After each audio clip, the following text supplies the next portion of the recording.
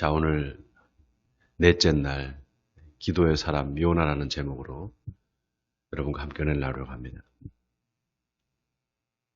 성경을 볼 때 구속사적 관점에서 성경을 봐야 된다, 이런 말을 아마 여러분 들었을 겁니다. 구속사적 관점이라는 것은 성경 전체의 내용이 바로 예수 그리스도에 대한 이야기다. 구약의 39권이 다 오실 예수님에 대한 이야기다.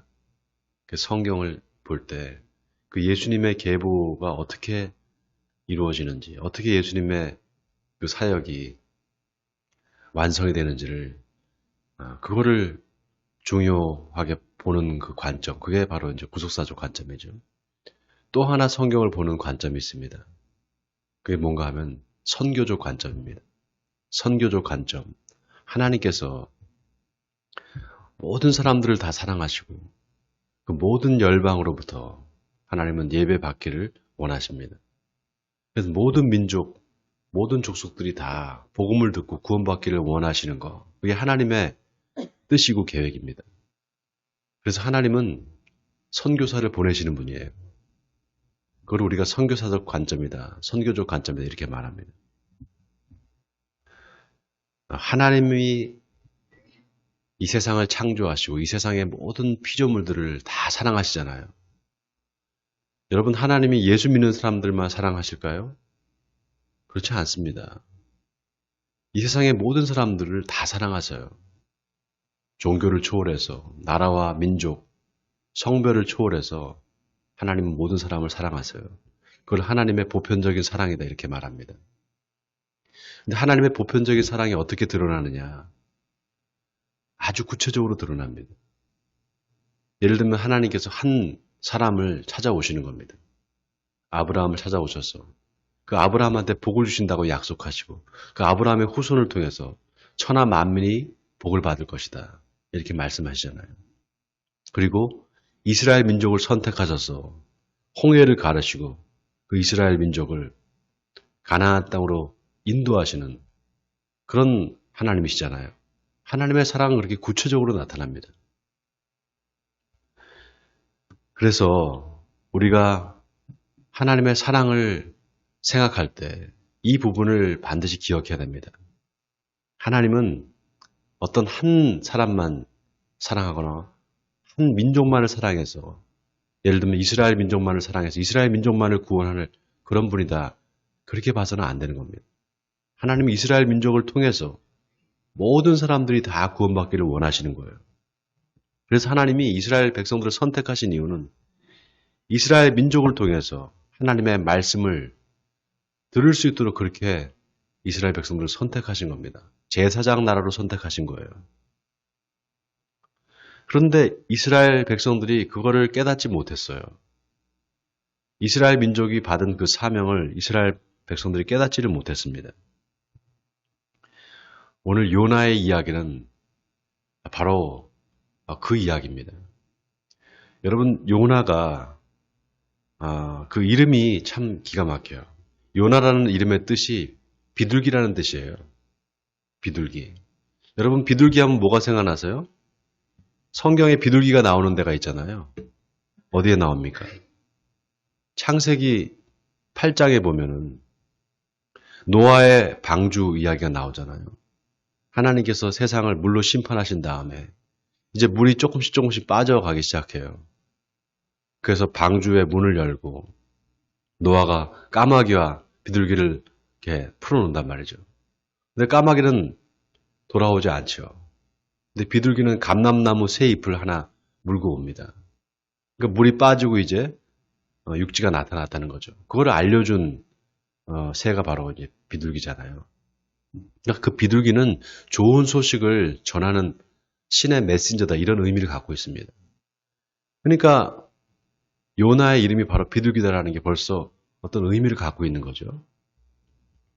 하나님께서 요나한테 명령을 하세요. 너는 니느웨로 가서 하나님의 말씀을 전하라. 회개를 선포하라, 이렇게 하나님께서 명령을 내립니다. 근데 요나가 그 말을 듣기 싫어서 다시스로 도망을 갑니다. 배를 타고 다시스로 도망을 가는데 갑자기 풍랑이 일어서 막 파도가 치고 물이 막 배 안으로 들어오는 겁니다. 그러니까 선장이 이게 도대체 무슨 일이냐. 하나님께 누가 죄를 지은 사람이 있냐. 혹시 이 배 안에. 제비를 뽑아보자 해서 제비를 뽑으니까 요나가 걸린 거예요. 근데 요나가 뭐라고 말하냐면 나를 바다 물로 그냥 던져버리라고. 그러면 당신은 살 거라고 말합니다. 여러분 요나의 성격이 얼마나 불같은 사람인가 보세요. 죽기보다도 그 니느웨에 가서 복음 전하는 게 죽기보다도 싫은 거예요. 그러니까 도망을 가는데 하나님께서 그렇게 풍랑을 일게 해서 네? 다시금 그 요나를 돌아오게 하려고 하니까 차라리 나를 죽여달라 이렇게 말하는 것 같습니다. 죽는 한이 있어도 가기 싫다라는 거죠. 그럴 수밖에 없는 게 니느웨라는 곳이 어딘가 하면은 아수르의 수도입니다.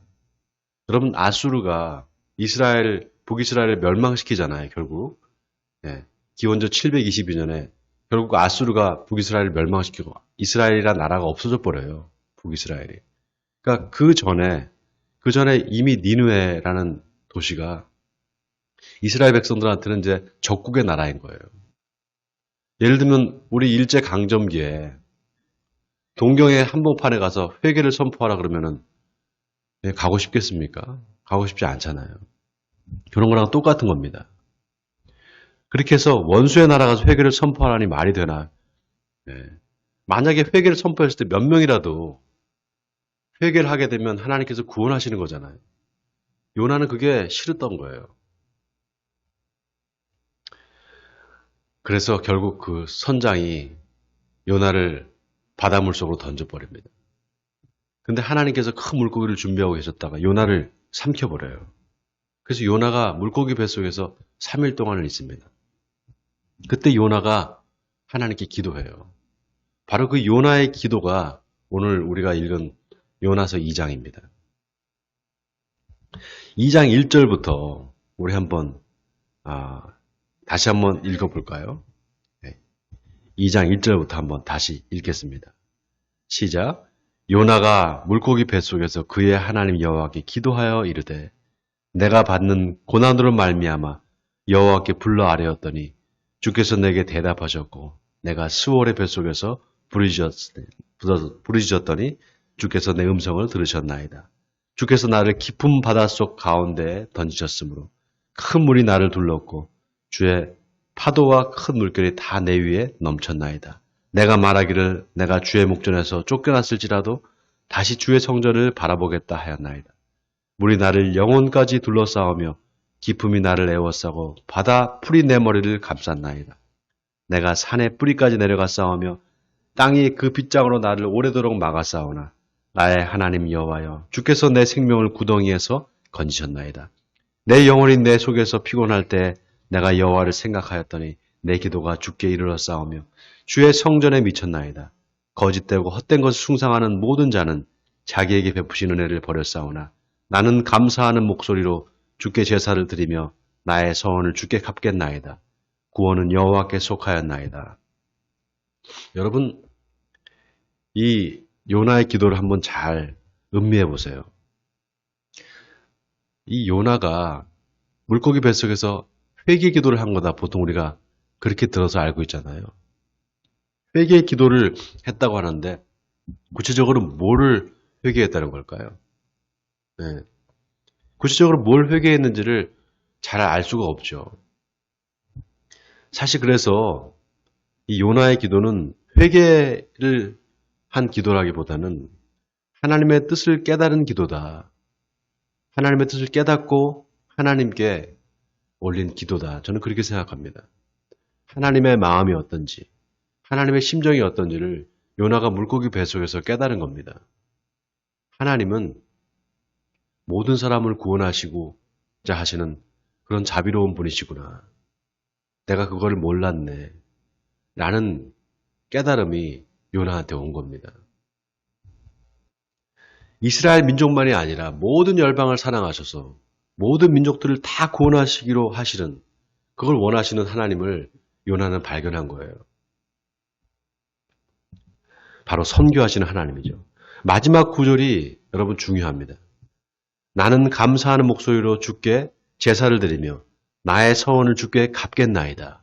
구원은 여호와께 속하였나이다. 구원은 오직 하나님께 속한 것이지 내가 안 된다, 된다, 그렇게 논할 문제가 아니라는 거예요. 요나는 지금 어떤 마음을 갖고 있는가 하면요. 니느웨 백성들, 저 백성들은 다 죽어야 된다. 이스라엘 민족, 우리 하나님께서 선택한 우리 선민들을 괴롭히는 저 나쁜 놈들은 다 죽어야 된다. 하나님께서 싹 쓸어버려야 된다. 이렇게 생각하는 거예요. 하나님의 공의를 생각하고 하나님의 공의가 살아있다면 저렇게 우리를 괴롭히는 저런 나쁜 민족은 하나님이 심판하셔야 되는 거 아닌가. 이렇게 생각하는 거죠. 근데 하나님의 뜻은 거기에 있지 않았습니다. 심판에 있지 않았어요. 하나님의 뜻은 구원에 있었습니다. 구원은 오직 하나님이 하실 일이지 내가 된다 안 된다의 문제가 아니라는 것을 깨달은 거예요.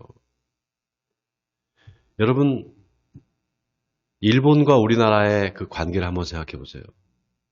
많은 사람들이 일본이란 나라를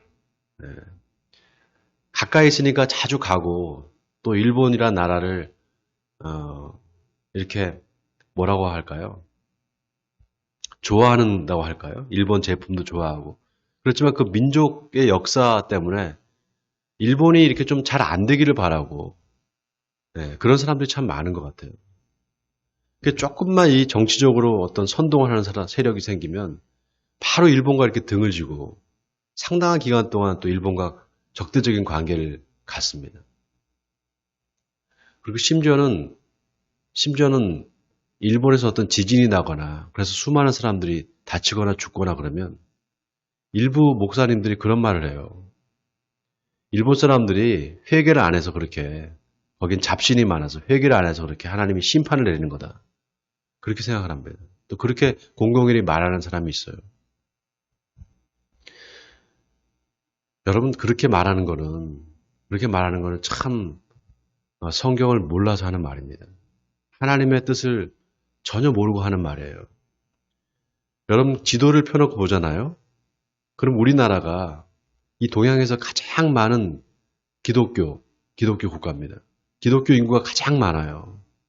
우리나라처럼 이렇게 급속도로 기독교인들이 많아지고 교회가 많은 나라가 교회사에서 없습니다. 근데 우리나라 바로 위에가 북한이잖아요. 그 북한은 전 세계에서 가장 그리스도인들이 박해를 받는 나라예요. 벌써 부동의 일입니다. 몇십 년째. 북한에서 예수를 믿다가는 어떻게 돼요? 잡혀가서 죽는 거예요. 그런 나라가 없어요. 전 세계에 북한밖에 없습니다. 근데 우리 바로 옆에 일본 있잖아요. 거기는 어떤 종교가 가도 박해를 받지 않습니다. 종교의 자유가 있어요. 그러나 가장 기독교가 들어간 오래 전에 들어가는데 지금까지 그 기독교인이 늘어나지 않고 선교가 안 되는 나라가 일본입니다. 여러분, 복음이 세상 끝까지 다 전해져야 주님이 오신다 그랬잖아요. 우리나라 입장에서 세상 끝은 어딜까요? 네? 우리나라 입장에서 세상 끝은 어딜까요? 북한과요. 바로 일본입니다. 복음이 자꾸 서쪽으로 가잖아요. 제일 처음에 유대 팔레스틴 지방에서부터 시작된 복음이 서쪽으로 가서 유럽으로 갔다가 유럽에서 어디로 갑니까? 미국으로 가잖아요. 미국으로 갔다가 다시 아시아권으로 왔어요. 그게 우리나라잖아요. 이제 세상 끝은 북한이나 바로 일본이에요. 일본이 참 선교가 안 되는 나라입니다. 그런데 그 선교의 사명을 누가 감당해야 되느냐? 바로 우리가 감당해야 돼요.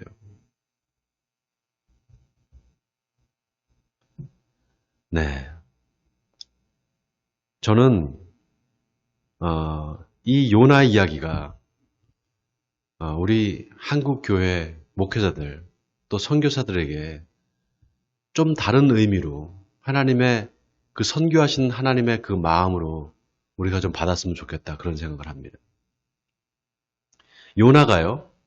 요나가 물고기 뱃속에서 회개를 했는데 그 회개는 하나님의 뜻을 내가 몰랐군요.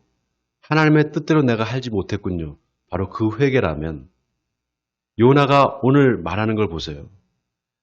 하나님 앞에 내가 서원을 주께 갚겠나이다 이런 말합니다. 하나님께 서원한 게 있었는데 그 서원을 내가 갚겠나이다 하면서 뭐라고 하냐면 구원은 여호와께 속하였나이다 그래요. 서원과 구원이 서로 연결이 되고 있어요. 오늘 본문 9절을 보세요. 나는 감사하는 목소리로 주께 제사를 드리며 나의 서원을 주께 갚겠나이다. 구원은 여호와께 속하였나이다. 무슨 서원을 했을까요? 무슨 서원을 했는지는 구체적으로 나와 있지 않습니다. 분명히 요나는 하나님 앞에 서원한 게 있었던 거예요. 아마 제 생각에는 하나님께서 무슨 메시지를 전하라고 하든지 내가 그 메시지를 전하겠습니다. 이런 서원하지 않을까 싶어요. 왜냐하면 그의 이름이 비둘기라는 뜻이라 그랬잖아요. 신의 명령을 전하는 메신저가 되겠다고 아마 서원했을 거예요. 그랬다면 하나님께서 말씀하시는 그 구원의 그 복음을 선포하라는 그 명령을 들어야 됐던 게 맞잖아요. 근데 싫었던 거예요. 가기 싫었던 겁니다. 그거를 물고기 뱃속에서 다시 하나님 앞에 서원했던 그거를 기억했던 겁니다. 그리고 하나님 앞에 전적으로 구원은 하나님께 속해 있습니다. 내가 어찌할 문제가 아니었습니다라는 것을 고백한 겁니다. 결국 하나님께서 물고기 뱃속에서 이제 요나를 살려주십니다. 물고기가 물에 묻혀 가서 요나를 토해내버립니다. 요나가 다시 니느웨로 가요. 니느웨로 가서 회개를 선포하는데요. 그냥 건성건성으로 그냥 지나가는 길에 달려가면서 회개하라 선포를 했어요. 그 니느웨라는 도성이 얼마나 큰지 한 바퀴 도는데 3일이 걸린다고 나와 있습니다. 근데 그냥 하루 만에 막 달리면서 회개하라고 선포한 거예요. 그런데 여러분 어떻게 된 줄 아십니까? 놀랍게도 그 나라의 왕이 회개를 합니다. 니느웨의 왕이 회개를 해요. 그리고 심지어 니느웨에 있는 모든 동물까지도 다 회개를 합니다. 니느웨 백성들이 다 회개를 해서 하나님의 진노가 임하지 않고 하나님이 심판하지 않게 돼버립니다. 그러니까 요나가 너무 화가 나가지고 차라리 나를 죽여달라고 그래요. 하나님 앞에. 오늘 본문을 보세요. 4장 1절을 보세요. 요나가 매우 싫어하고 성내며 여호와께 기도하여 이르되 여호와여 내가 고국에 있을 때 이러하겠다고 말씀하지 아니하였나이까. 그러므로 내가 빨리 다시스로 도망하였사오니 주께서는 은혜로우시며 자비로우시며 노하기를 더디하시며 인애가 크시사 뜻을 돌이켜 재앙을 내리지 아니하시는 하나님이신 줄을 내가 알았음이니이다. 여호와여 원하건대 이제 내 생명을 거두어 가소서. 사는 것보다 죽는 것이 내게 나음이니이다. 얼마나 화가 났으면 그랬을까요? 자기는 심판을 기대했는데 하나님이 심판을 해줄 알았는데 아예 심판을 안 해버리시는 거예요. 너무 화가 난 나머지 나를 차라리 죽여달라고 말하는 겁니다. 하나님께서 뭐라고 하십니까? 네가 성내는 것이 옳으냐. 그러면서 하나님께서 그 심판을 멈추시고 그냥 아무것도 안 하시니까 요나가 화가 나서 그냥 초막을 거기서 그냥 잠을 잡니다. 근데 박넝쿨이 이렇게 햇빛을 가려줘서 그늘이 지니까 너무 잠을 잘 자고 있었는데 갑자기 벌레가 나타나서 그 박넝쿨을 갉아먹는 거예요. 그러니까 요나가 또 짜증이 나는 거예요. 그 박넝쿨에 좀 내가 그늘을 삼아서 좀 자려고 그랬는데 그렇게 해서 막 햇빛이 또 비치니까 또 성을 냅니다. 그때 하나님께서 뭐라고 말합니까? 오늘 본문에 보세요. 10절을 한번 보시겠습니다. 네, 9절을 보세요. 9절. 4장 9절입니다. 하나님이 요나에게 이르시되 네가 이 박넝쿨로 말미암아 성내는 것이 어찌 옳으냐 하시니 그가 대답하되 내가 성내어 죽기까지 할지라도 옳으니이다 하니라. 차라리 그냥 죽여달라 이 말이에요.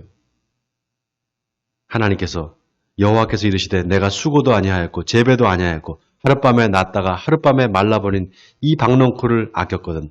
하물며 이 큰 성읍 니느웨에는 좌우를 분별하지 못하는 자가 12만 명이요 가축도 많이 있나니 내가 어찌 아끼지 아니하겠느냐 하시니라. 여러분, 이 한 구절을 한번 잘 음미해 보세요. 하나님이 어떤 분이신지를 우리가 알 수 있습니다. 여러분, 하나님은 모든 열방이 다 구원받기를 원하시는 분이에요. 모든 사람들이 다 구원받고 돌아가기를 원하십니다. 여러분의 마음속에 혹시 저 사람은 좀 차라리 저 사람은 지옥 가는 게 나아. 저 사람은 하나님 심판해 줬으면 좋겠어. 이렇게 생각하는 사람이 있습니까? 그래서 하나님께 혹시나 빨리 하나님 심판해 달라고 그렇게 기도하시지는 않습니까? 여러분, 하나님의 뜻은 거기에 있지 않습니다. 심판에 있지 않고 구원에 있다는 사실을 명심하시기 바랍니다. 어떤 사람이든지 하나님이 사랑하지 않는 사람은 없습니다. 모든 사람을 다 사랑하셔서 하나님은 당신의 사랑하는 아들을 우리에게 보내셨습니다. 십자가를 지고 죽게 하심으로 우리의 모든 죄를 사하시고 우리를 구원해 주셨어요. 그 하나님의 은혜, 그 하나님의 사랑을 우리가 조금이라도 깨닫는다면 우리가 살아갈 때 나를 좋아하지 않고 나를 괴롭히고 나를 싫어하는 사람, 또 내가 어떤 사람이 그렇게 싫은데 하나님 저 사람 정말 심판받고 하나님 좀 벌을 내줬으면 좋겠습니다. 이렇게 생각하는 사람이 있다면 바로 그 사람이 하나님이 구원하시고자 하시는 한 사람이라는 것, 한 영혼이라는 걸 생각하시고 그 사람을 위해서 기도하시는 여러분 되시기 바랍니다. 저 영혼을 하나님 사망에서 생명으로 옮겨주시옵소서. 그렇게 기도하심으로 하나님 앞에 참으로 의롭다 칭찬을 들을 수 있는 저 여러분 되시길 바랍니다. 그래서 오늘 하루도 주님이 기뻐하시는 삶을 살아서 하나님께 영광을 돌리는 에베네셀 교회 성도님들이 되시기를 주님의 이름으로 간절히 축원드립니다.